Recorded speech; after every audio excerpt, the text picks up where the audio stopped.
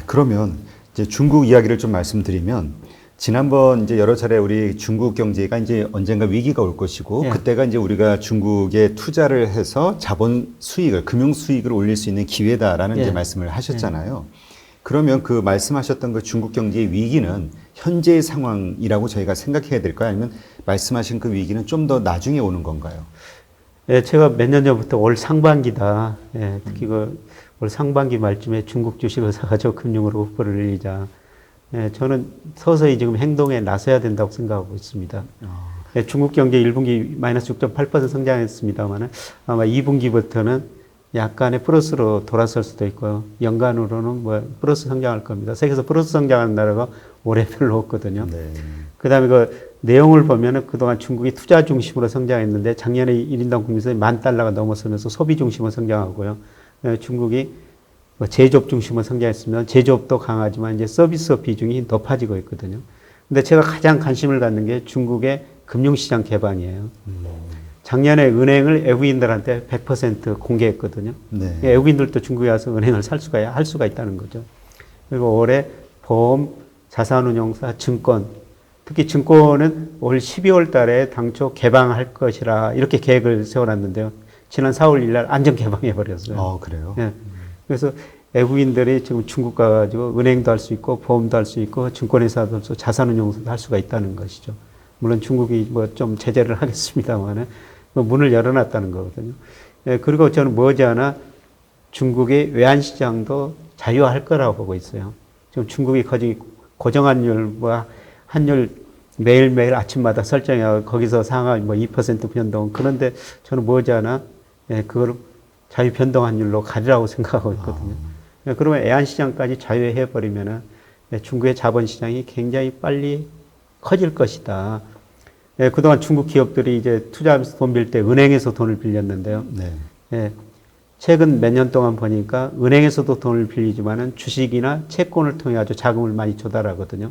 중국의 채권 시장, 주식 시장이 굉장히 빠른 속도로 확대되고 있어요. 사실 그 중국하고 미중 무역 전쟁의 본질은 최종적으로 중국의 자본시장, 애완시장 안전 개방이라고 보고 있는데요.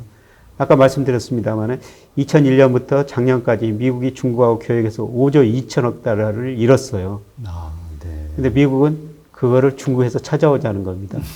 근데 중국이 뭐 상품 만들어 미국이 찾아올 수는 없고요. 미국이 잘한 거는 금융 서비스업입니다.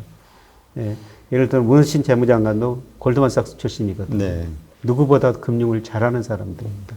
중국의 시장 개방되면은 미국이 금융으로 그 돈을 다시 찾아오는 게 목적이고요. 우리도 그 기회를 같이 놓치지 말아야 된다는 게 제 주장입니다. 네. 근데 이제 좀 부정적으로 보시는 분들은 예. 그러니까 시장을 개방해서 들어가서 이제 뭐 명목상으로는 풀어놨지만 예.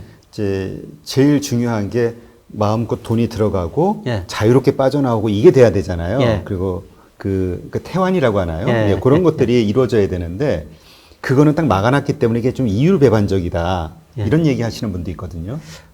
기업 투자했으면 한번 들어갔다가 설비도 이전해야 되고 굉장히 어렵거든요. 네. 그런데 저는 금융시장, 특히 주식시장은 언제든지 빠져나올 수 있다고 지금 보고 있습니다. 그 큰 규모의 어떤 기업의 규모 혹은 개인의 규모 양쪽 다요? 아니면 주시장에 한해서는 금액에 관계없이 언제든지 투자했다가 빠져나올 수 있다고 보고 있거든요. 아마 중국이 그동안 추구했던 게 무역 제조 강국이었었거든요. 이번에 그거는 양적으로 달성했고요. 중국이 그동안 추구한 게 이제 제조 2025로 기술 강국이고요. 그 다음에 추구한 게 위안화 국가를 포함한 금융 강국이거든요. 그렇게 금융 강국을 추구하는 사람들이 아마 자본시장에서 자금 뭐 유출입은 그거는 그렇게 통제하지는 않을 것 같습니다. 그러면 그 다음으로 중요한 게 그 변동환율제 그 부분인가요? 그 부분도 이제 오픈을 하면 완벽해지는 건가요? 완벽해지는 거죠, 거의. 그러면 이제 외국에 근데 이제 중국에서는 아까 말씀하셨던 그런 상황, 그러니까 미국이라든지 서방에 의해서 자기 나라의 국부가 빠져나가는 상황을 이미 자기들도 알고 있기 때문에 경계심을 가지고 뭔가 잘 쉽게 열지 않을 것이다 이런 얘기 하시는 분도 있던데요.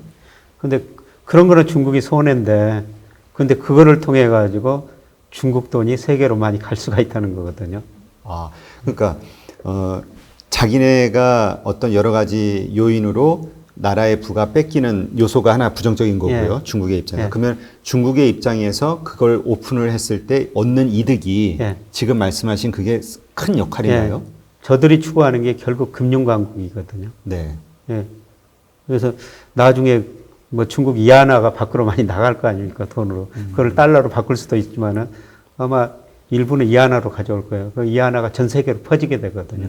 그래서 중국 국부가 그동안 무역으로 벌었던 국부가 금융시장을 통해 아주 나가겠지만은 그 대신 중국은 금융강국이라는 것을 서서히 목표를 하나를 이룰 수 있는 하나의 계기가 될 수 있다.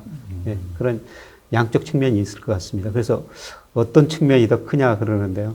예, 덩샤오핑이 시장을 개방하면서 이런 이야기를 했어요. 창문을 열면은 신선한 공기가 많이 들어오지만 파리도 들어온다. 아, 맞는 네, 얘기죠. 그렇죠. 어제가 우리가 어떤 행동을 했을 때 긍정적, 부정적 효과가 있죠. 네. 그러니까 중국이 자본시장, 금융시장, 뭐 애한시장 안정이 개방했을 때 금융으로 국부가 유출되는 그런 부정적인 효과도 있지만은 중국 이하나를 국제화할 수 있는 하나 계기도 마련할 수가 있거든요. 네. 그래서 그 효과를 막 따져가지고 어떤 효과가 더 큰지 뭐 크다면은 뭐 금융시장 안전히 개방할 수 있겠죠. 네.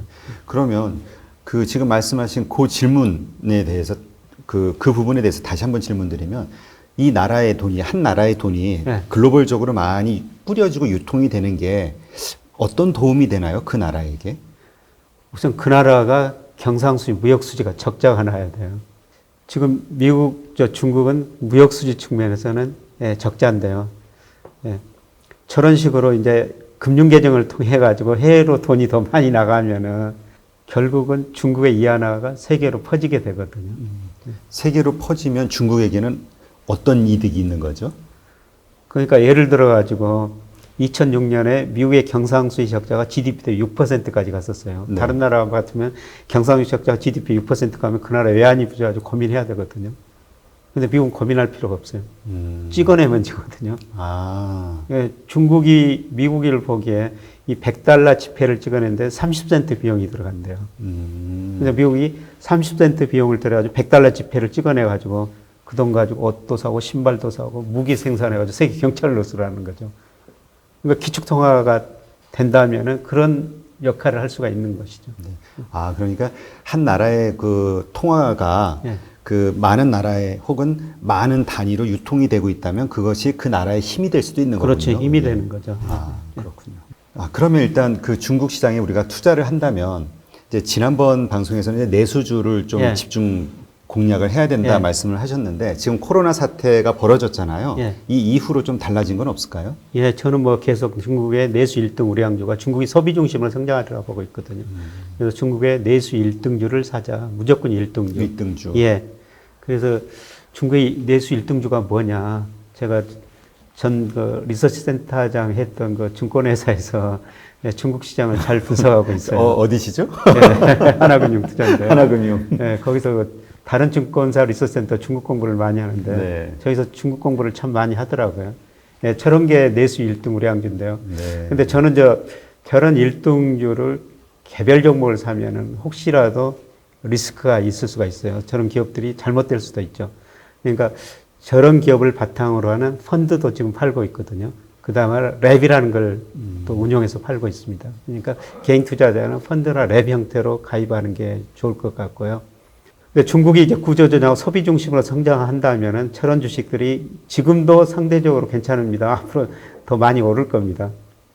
근데 우리가 98년 외환위기 겪었지 않습니까? 네. 외환위기 겪고 나서 우리 구조조정하고 나서 우리나라 코스피도 뭐 한 단계 올랐었습니다. 우리나라 내수주, 한국을 대표하는 내수주 보니까 엄청 올랐거든요. 그러네요. 그래서 예를 들어가지고 90년부터 쭉 데이터를 그려놨습니다만은 그 삼성화재라는 주식이 84배나 올랐어요. 엄청나네요. 예. 그리고 그때 지금 SK텔레콤 정체되고 있습니다만은 한 74배, 오리온 68배. 그러니까 구조조정하고 나서 중국의 소비 중심으로 성장하면서 뭐 내수주들이 저 정도, 중국의 내수주 저 정도는 아니더라도 저는 추세는 비슷하다고 생각하고 있거든요. 네. 우리가 사실 이제 좀 어려울 때 싸게 들어가면 좋은데 예. 초반에 이렇게 좀 잠깐 내리다가 2월, 3월 예. 뭐 이렇게 좀 내리다가 다시 급 반등했잖아요. 예. 그래서 이제 다시 정상을 회복한 것 같은데 지금에라도 들어가야 되는 시점이라고 봐야 될까요? 예. 저는 지금부터 나눠서 들어가는 시점이라고 보고 있고요. 아. 저는 중국 주가 한 번 더 많이 떨어질 거라고 보고 있거든요. 아. 지난번 뭐 저점 수준 그 이상으로도 한번 떨어질 수 있다고 보고 있어요. 근데 그거는 뭐 잘 알 수가 없기 때문에 예, 지금부터라도 나눠서 서서히 이거 들어가는 게 좋을 것 같습니다. 물론 저는 좀 미리서 사가지고 손해보고 있어요. 그때 발 담가 놓으셨다고. 예, 발 담가놔가지고 예, 지금 좀 손해보고 있습니다만은 뭐 4, 5년 내다 보면은 예, 거기서 큰 수익이 한번 달리라 보고 있습니다. 그러면 뭐 물론 그거야 뭐 사람이 앞일은 모르니까 예. 하지만 뭐 여러 가지 그 합리적인 추론에 의해서 생각하시는 예. 다시 급락하는 그 시점은 언제라고 생각하세요? 예, 저는 아마 7, 8월 정도가 아닌가. 아, 보통 그때 많은 분들이 그 2분기 그 발표 그거를 얘기하시는 건가요? 예. 그러니까 전 세계 주가가 지금 최근에 폭락했지 않습니까? 네네. 예, 그거는 지금 경제 성장률이 떨어진 걸 미리서 반영한 거고요. 네. 그다음에 경제 성장이 2분기 좀 반등할 텐데, 근데 경제 성장이 떨어지면 기업 수익은 좀 뒤늦게 반영되거든요. 아마 하반기에는 기업 수익 전망치를 애널리스트들이 굉장히 많이 낮출 것 같습니다. 아, 2분기 실적 발표 예. 후에. 그래서 지금 주가가 반등했는데 이 반등이 이제 밸류에이션을 한번 애널리스트에 따지게 될 거거든요. 근데 기업 수익 전망치가 급속하게 나빠진다면 야, 이거 주가가 지금 반등한 게 너무 높다. 이런 거 추론들이 나오면서 한 번 더 하반기를 시작하면서 급락할 수 있다고 보고 있거든요. 네. 뭐 그때가 아마 적기라고 볼 수가 있는데요. 그때 많이 사실 필요가 있습니다만 미리서부터 조금씩 분할된 분할. 예. 네, 그렇군요.